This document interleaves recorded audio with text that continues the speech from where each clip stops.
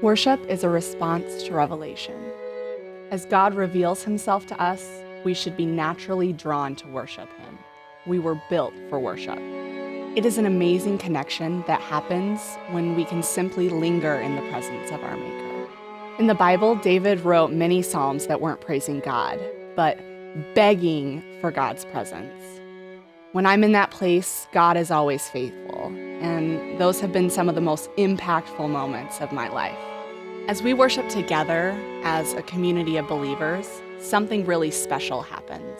I think not only does God show up in a really strong way, but in our human nature, there's an excitement that happens.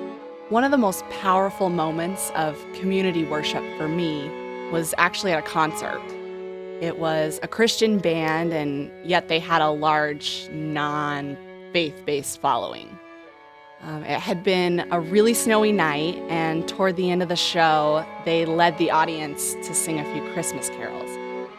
Thousands of voices singing about our Savior's birth, and many of them not being believers. It was just a really special moment for me.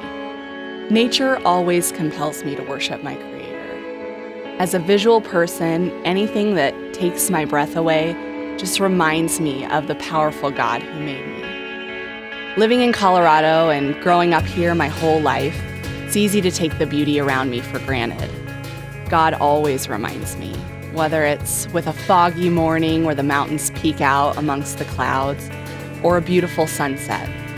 I'm reminded of my Creator and compelled to worship him in all his glory. Psalm 138, 1-3. I give you thanks, O Lord, with my whole heart. Before the gods, I sing your praise. I bow down toward your holy temple and give thanks to your name for your steadfast love and your faithfulness.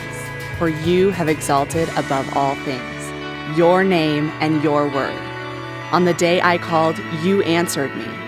My strength of soul was increased. The fact that this amazing God, whose name is above all things, could answer my cry is huge. In 3 verses, I'm not only reminded of the greatness and glory of God, but the fact that in all his glory, he does not forget me.